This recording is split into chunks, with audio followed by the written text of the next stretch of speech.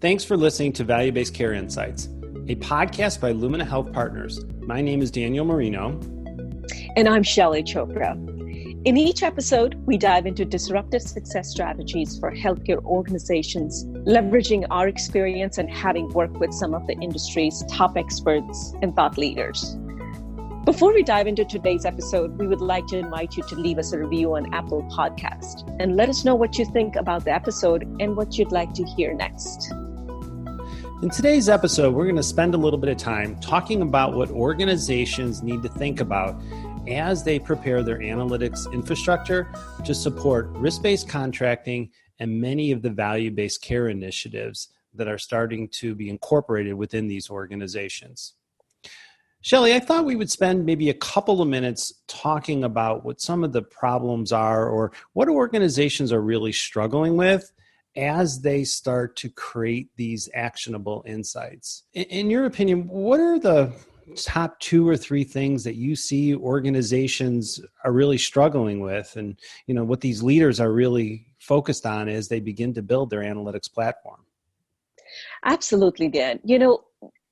More often than not, some of the top questions I hear from healthcare executives is, where do I really begin in building the analytics infrastructure? They intuitively know they have to establish the foundation of data-driven decision-making, but what they struggle with is how do they organize the massive amount of data they have within the organization, but turn it into insights that are driving actions, not just informing of performance, but really driving the next question that must be asked. The second question I often hear organizations struggle with is they have either already invested in an analytics infrastructure or a platform.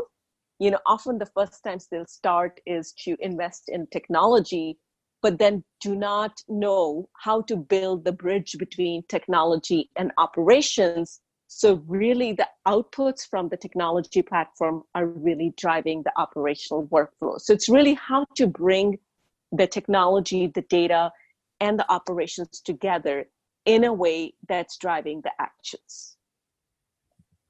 Yeah, I couldn't agree with you more. When I talk to physicians, what physicians are really struggling with is how can they get the right level of reporting that translates well to their workflow so they actually can do something with it. And as an example, in many of these value-based contracts, physicians are asked to influence, say, patients with diabetes, right? And to offer all of these different programs and these interventions. And if they only knew sort of how risky or what the risk stratification was on these diabetic patients, they would begin to understand how they can then incorporate different levels of interventions and really not only manage that within their practice, but manage that across the network. So in my mind, it sort of really comes down to not only producing the right level of reporting, but making that report actionable so it translates well to providers within their workflow so they actually can do something with that level of data. Absolutely. Another example that jumps to my mind, really looking at it from the executive's perspective, is leakage analysis. That's usually the most common report most analytic platforms will produce, which is looking at the heat map of where the different services are being provided and where they're going out of the network. The missing gap here, usually for executives, is really translating that into how does that map against their current portfolios of services and providers that the organization has within the network, and where is it financially valuable to really either bring in more services or more specialties? In other words, how do they really understand ROI of different decisions they're going to make based on this heat map or leakage analysis? So really, building the bridge from understanding the flow between in-network and out-of-network to the organization's overall strategy and financial goals as a network and the expansion goals. So it's really how do you, to your point, take the report, but really translate that into decision-making is often the missing link. Yeah, I agree. And, when you think about it for organizations, there's really three primary categories of data. They have, they're getting the claims data now from the payers. And in my mind, the claims data really tells organization what's going on with the patient. So they'll tell them, what this medical spend is. They may tell them where they're being treated, but it doesn't get into the why. Why is this happening? And really you get the why, answer the why question from the clinical data. So if you're able to incorporate the clinical data, then that becomes really important to really gain even a deeper level of insight and really make that information truly actionable. And then, of course, the third level is that social determinant data. And that's a little harder to get, but boy, if organizations could start to really build that within their platform, it then starts to tell that 360-degree picture on really what's occurring with the patients. Absolutely. And Dan, what drives really how that analytic infrastructure is built, what data points, for example, that social determinant data, what relevant clinical data points must be really built into the workflow so that data is discretely gathered, is really driven by not the analytics platform, not the reports that need to be produced, but really going all the way back to what are the questions that must be answered. What are the top strategic goals and operational goals? It's almost inverting the model where the data and the technology comes in last, but what's leading is what are we solving for? Yeah, you're absolutely right. And, in some cases, sometimes that level of information is taken for granted. And, what we hear a lot of times is organizations have a lot of data, but they don't have a lot of good information. And what I'm seeing, particularly across the country, these high-performing healthcare organizations are really focused on building what we would call their analytic ecosystem, where it really looks at four categories, right? And, kind of building on what you had mentioned, focusing first on the strategic priorities. What are we solving for? What is our goal here in terms of what we want to achieve as an organization? And then really thinking about what are the operational initiatives.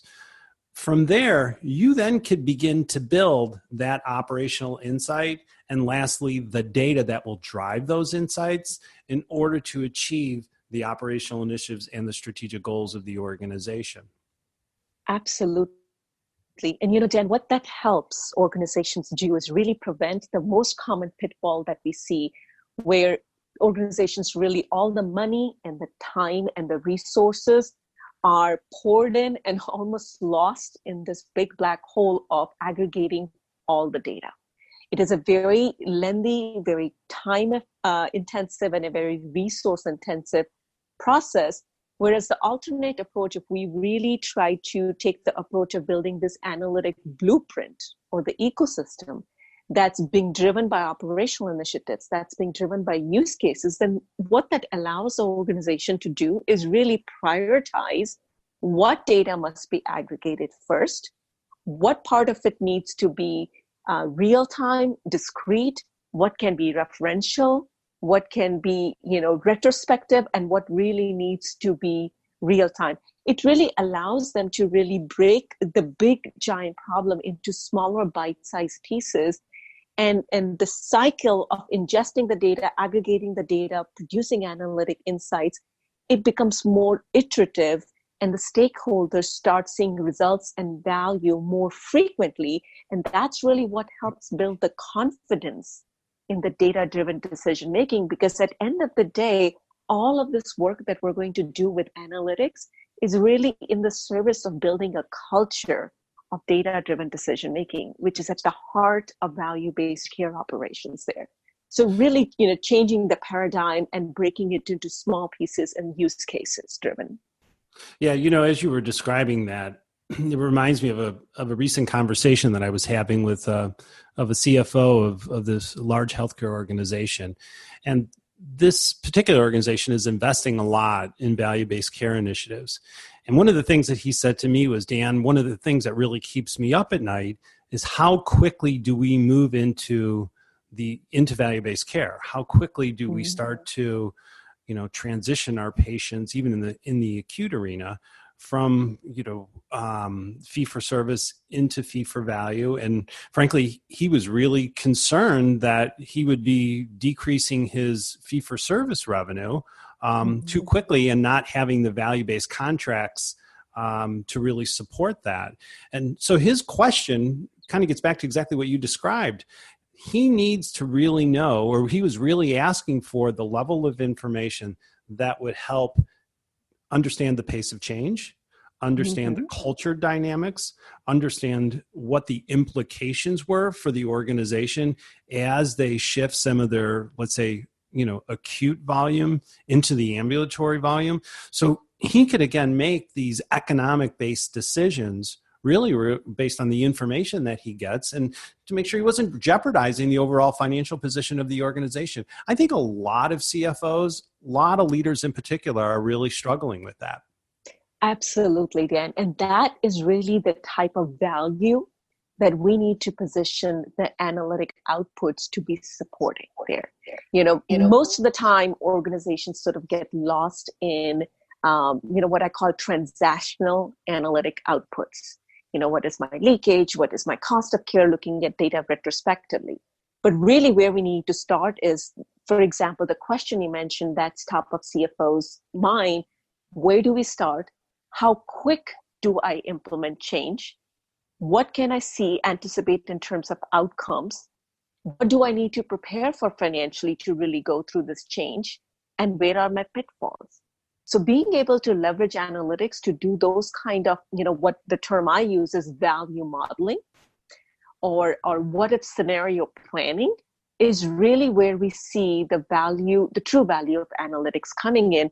Again, going back to start with the strategic questions in mind, back into what are operational initiatives that are being put in place or being considered to support the strategic outcomes, and then get into what analytic outcomes needs to be produced, finally getting into what type of data do I need to pick and choose to support that versus first building the massive data aggregation foundation. So it's really inverting that model there. Yeah, it's almost creating an approach where you're helping an organization realize that they don't have to boil the ocean, right? Starting out slow, starting out very focused. And, one of the things that I was impressed with on a recent engagement that you were involved in, you helped the organizations work through, this vision-backed approach of really thinking about what they wanted to solve for, right? And really thinking about, what are the problem statements that help us consider what we're solving for, and then working backwards, what is the information and data that we need? I think that's a critical process that many organizations really need to go through to make sure that as they're building their analytics ecosystem, they're doing it in such a way that it's financially responsible and it's pragmatic. I think being able to incorporate a lot of those elements are really what's going to drive some of those that level of success. Absolutely. And Dan, often we assume we all know what the problems we're solving for. Yet in my experience working with the executive teams, what I find is it's imperative to take a pause and bring the team together. And this is where your governance comes into play, is to bring the key stakeholders together and really developing a common understanding, common vocabulary of the questions that are being solved for. Is everybody in alignment on the goals? The goals that are top of mind from a CFO perspective might be slightly different than what a medical officer is looking at in terms of operationalizing.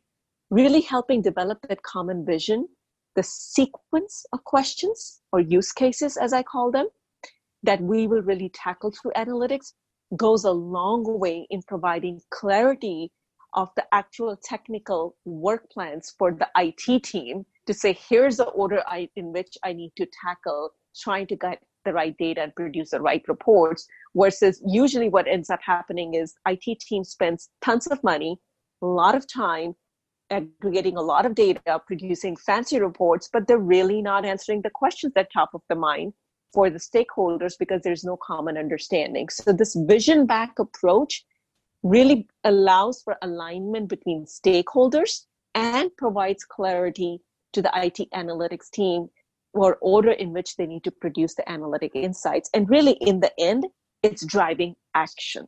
versus producing static reports. And that's really the shift we need to make as we look at the analytics ecosystem. Yeah, absolutely. And especially I think the point around creating clarity, I think is really important. One of the things that in working with many organizations and in particular, even a lot of the analytic vendors, what we've started to identify is there's sort of these must-haves that you need to think about as you're building your analytics ecosystem within a provider organizations. And then there's these myths, right? That, folks sort of think about they have to, for instance, spend a lot of money to get an analytics tool that's, is going to be their panacea and frankly solve all their problems, which, is certainly a myth. It just doesn't work. Maybe you can kind of speak for a few minutes or talk for a few minutes about the must-haves related to an analytic ecosystem versus what are some of those myths that you're seeing right now that just frankly just don't work? Absolutely. I think the very first one, and we've touched upon this already multiple times, is having a clear understanding of the strategic priorities, having clarity around that, having agreement around that amongst the stakeholders, because that's what's going to drive the pace at which the value is created out of the analytics. And then really leveraging data, the way we produce the analytic outcomes and the way those analytic outcomes are operationalized really sets the tone of creating the culture of data-driven decision-making, because it's a very big mindset shift in value-based care where the decisions are really based on data. So it's important then to have the right governance infrastructure to manage the quality of data, to manage the confidence in the data. So really that culture of data-driven decision-making can be established. And, again, I come back to no need to boil the ocean. Step one should not be let's get all the claims data and all the clinical data and every piece of data we have and start aggregating it. If we really break it into small digestible pieces driven by the use cases, then we can set the pace at which data needs to be ingested and the outcomes need to be produced so they can be operationalized and be driving the actions there. So I think those are some of the key must-haves organizations have to keep in mind as they develop this analytic blueprint. Yeah, and then I think some of the myths that we often see is, and I sort of mentioned it before, is that organizations don't necessarily have to go out and spend millions of dollars on an analytics tool. At some point, they may have to, but there are some things that they can start to do now by even just incorporating claims data in a SQL database and having a Tableau front end and just running some of the reports based on that level of technology.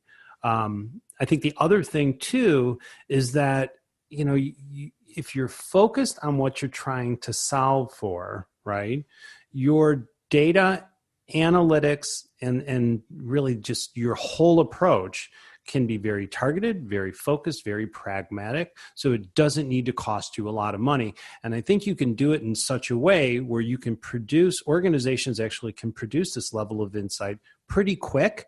It does not need to take, 6, 8, 12 months or even multi-years to get that level of information. And then I think the last piece is that, organizations have to think about, as they become what we would call risk ready in a value-based care world, they do have to think about how the data becomes actionable and then what you're going to do with that data, how you then incorporate it into, care management, information that translates well into your provider community and certainly within the clinical workflows, and even helps your CFOs then begin to understand what the implications are as the organization starts to move into value-based care.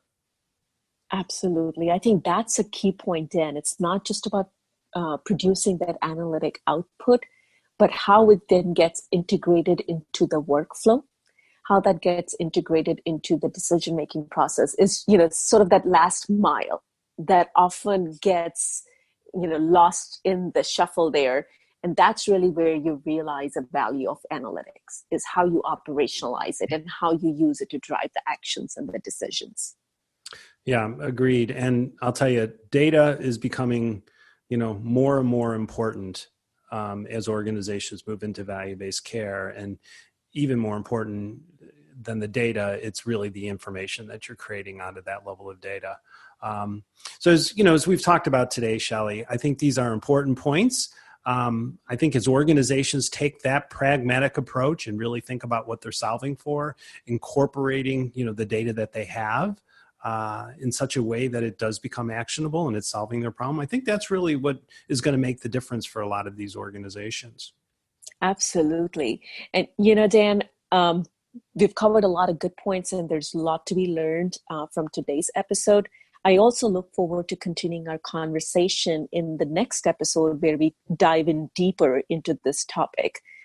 To our listeners, we want to thank you for listening to the Value-Based Care Insights podcast by Lumina Health Partners. Lumina is your partner in your journey to value-based care, and we look forward to hearing from you.